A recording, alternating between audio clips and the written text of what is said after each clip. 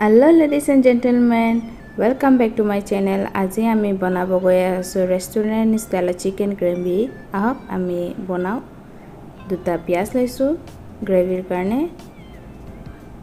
Tomato দুটা, আদা, নহৰু, জিৰা, লং, জালুক, ইলাইচি, দালচিনি, তেজপাত আৰু কেঁচা জলকীয়া। আমি এতিয়া তেজপাত, দালচিনি, জালুক, লং, জিৰা,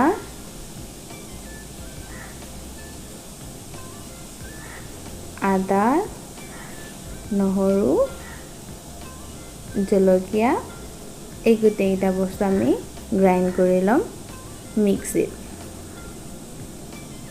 সো আমাৰ পেষ্ট ৰেডি হৈ গ'ল।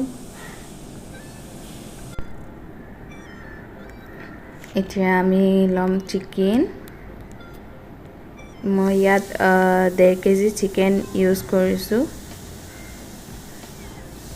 মই একদম ৰেষ্টুৰেণ্ট ষ্টাইলত দেখাম, আপোনালোকে ঘৰতে ৰেষ্টুৰেণ্ট ষ্টাইলৰ টেষ্ট ল'ব পাৰিব। সো এতিয়া মই এটা বাচনত চিকেন দি দিছোঁ 1.5 কেজি। ইয়াতে মই দি দিম এতিয়া পেষ্টখিনি। এতিয়া দিছোঁ নিমখ সোৱাদ অনুসাৰে, তাৰপিছত হালধি, ৰং গুড়ি, তাৰপিছত দি দিম চিলি পাউডাৰ, তাৰপিছত অকণমান আকৌ দিম আমি জালুক পিচি কেনে থোৱা, ব্লেক পেপাৰ পাউডাৰ, অকণমান তেল।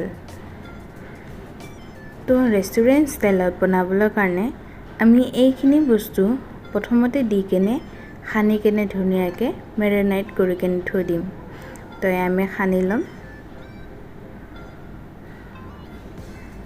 গোটেইখিনি, যাতে গোটেইখিনি মাংসত লাগি যাওক ধুনীয়াকৈ। ৰেষ্টুৰেণ্ট ষ্টাইলত চিকেন গ্ৰেভি খাবলৈ কাৰণে এই প্ৰচেছটো বহুত নেচেচাৰী হয়। আপুনি যিমান ধুনীয়াকৈ মেৰিনেট কৰিব সিমানে ভাল লাগিব আপোনাৰ ফ্লেভাৰটো। আমি এই চিকেনখিনি ধুনীয়াকৈ মিক্স কৰি কেনে আমি মেৰিনেট হ'বলৈ কাৰণে এটলিষ্ট 2 ঘণ্টাৰ কাৰণে ৰাখি থৈ দিম। সো মোৰ মেৰিনেট ধুনীয়াকৈ হৈ গ'ল। মই এতিয়া ঢাকি দিম। 2 ঘণ্টা হৈ গ'ল মোৰ। এয়া চাওক, অলপ চেঞ্জেছ লাগিছে না কালাৰত। এতিয়া মই দি দিম দহি। মই 1.5 কেজি চিকেনত 1 বাতি দহি ইউজ কৰিছোঁ।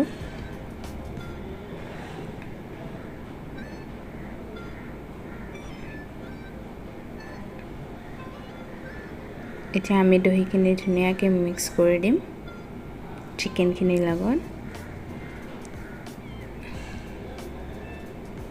সো আমাৰ চিকেন ধুনীয়াকৈ মিক্স আপ হৈ গ'ল দহিৰ লগত। এতিয়া আমি অলপ টাইমৰ কাৰণে ঢাকি থৈ দিম আকৌ 15 মিনিটৰ কাৰণে।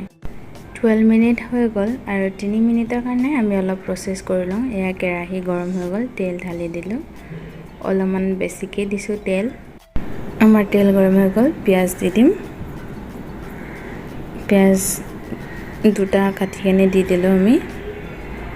তাৰপিছত এতিয়া লৰাই দিম।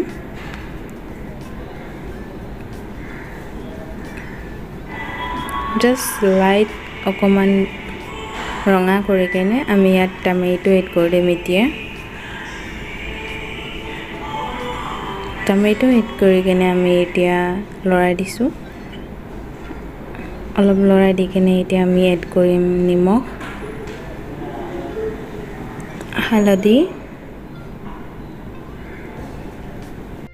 তাৰপিছত এড কৰিম ৰঙা চিলি পাউডাৰ। তাৰপিছত এতিয়া গোটেইখিনি লৰাই দিম।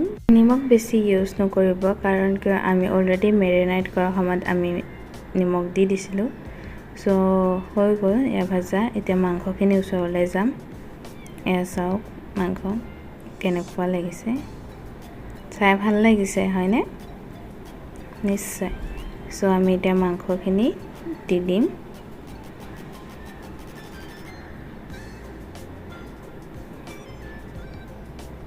মাংসখিনি দিয়াৰ পিছত এতিয়া আমি লৰাই দিম মাংসখিনি যাতে তেলৰ লগত গোটেইখিনি ধুনীয়াকৈ মিক্স আপ হৈ যাওক একদম ধুনীয়াকৈ লৰাব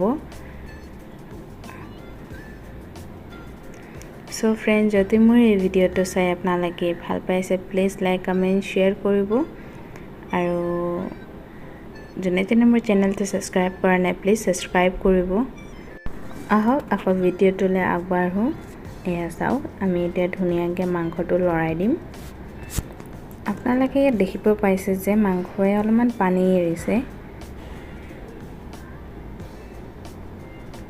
এতিয়া আমি এই পানীখিনি নহ'বলৈ কাৰণে ধুনীয়াকৈ ভাজি ল'ম আৰু ইয়াত মই এড কৰিম আলু এইটো হয় অপচনেল যদি আপোনাৰ ইচ্ছা নাই আলু খাবলৈ কাৰণে কাৰোবাৰ ডায়েবেটিছ প্ৰব্লেম থাকে তেখেতলোকে এড নকৰি কেনেও এই ৰেচিপিটো আপোনালোকে কণ্টিনিউ কৰিব পাৰে সো মাংসখিনি অলমোষ্ট ড্ৰাই হৈ গ'ল তো আমি 5 মিনিটছৰ কাৰণে ঢাকি থৈ দিম মোৰ 5 মিনিটছ হৈ গ'ল এয়া চাওক 5 মিনিটছৰ পিছত আপোনাৰ লুকছ এনেকুৱা আহিব কেনেকুৱা লাগিছে চাই ফ্ৰেণ্ডছ কমেণ্ট কৰি জনাব এয়া চাওক আমি অলপ পানী এড কৰি দিম যিহেতু গ্ৰেভি হয় আমাৰ সো গ্ৰেভিৰ কাৰণে অলপমান পানী এড কৰাটো বনতা হে সো লৰাই দিম ধুনীয়াকৈ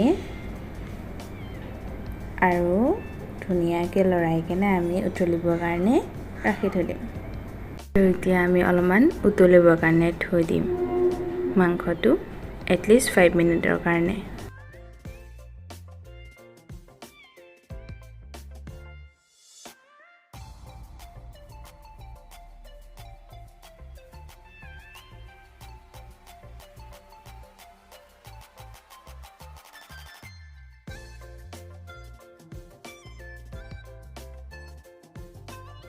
আপোনালোকে দেখিছে কেনেকৈ উতলি আছে আমাৰ মাংসটো অলমোষ্ট হৈ গ'ল এতিয়া আমি এড কৰিম ধনিয়া তাৰপিছত ধনিয়া দি কিনে আমি অলপ লৰাই দিম আৰু গেছটো বন্ধ কৰি দিম যিহেতু আমাৰ চিকেন ৰেডি হৈ গ'ল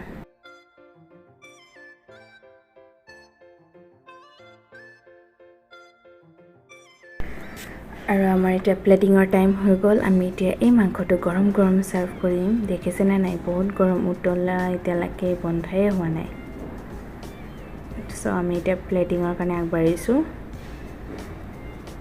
আপোনালোকে ফ্ৰেণ্ডছ এনেকৈ ঘৰত ৰেষ্টুৰেণ্ট ষ্টাইলত চিকেন গ্ৰেভি বনাই খাব পাৰিব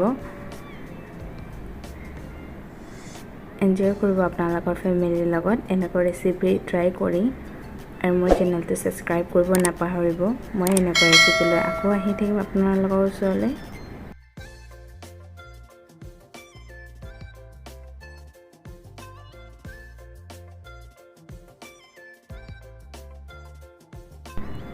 লাইক কৰিব কমেন্ট কৰিব শেয়াৰ কৰিব আৰু যোনে মোৰ চেনেলটো সাবস্ক্ৰাইব কৰা নাই প্লিজ সাবস্ক্ৰাইব কৰিব থ্যাংক ইউ